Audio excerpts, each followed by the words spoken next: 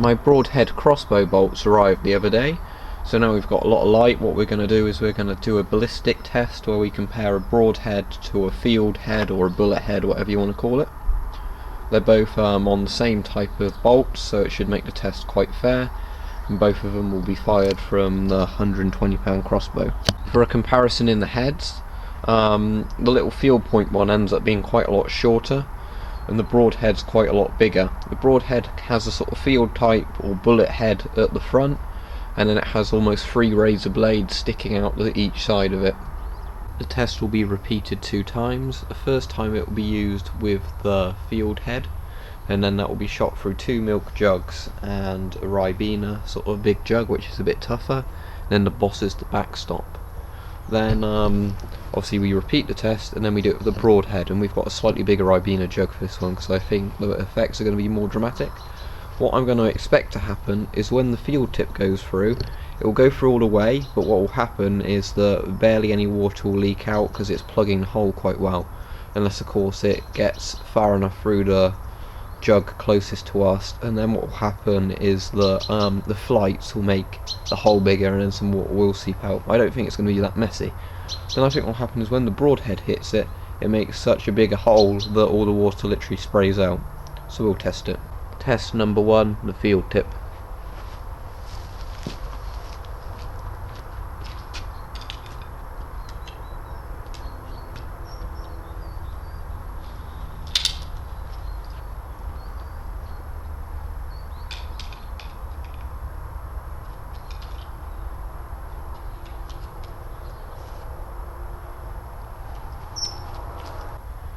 Right, shot 1.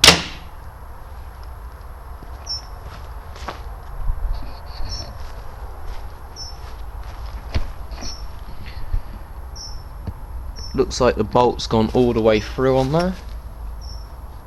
Yeah, the bolt's gone into the boss, and as you can see, it's not exactly dripping water very fast. Maybe on that last one a bit, because that's where the back of the bolt is, but in general that's quite a slow effect, because obviously the bolt's wedged in there and stopping the bleeding. Test 2, the broadhead.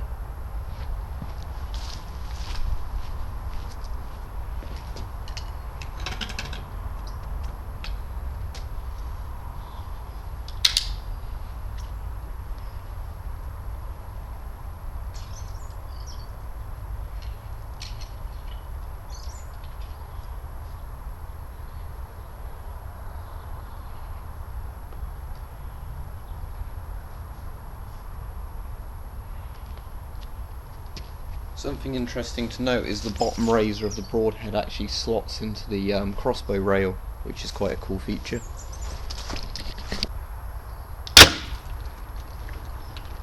Well, looks a bit more dramatic.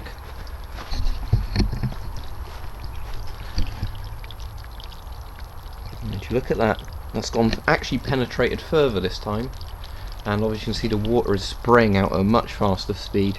You can probably still see over there there's still actually water left in those, but with these that's drained them to the level of the broadhead straight away.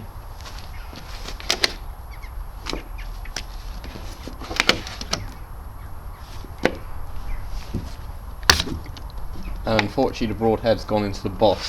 How it's come off of the thing. Oh great.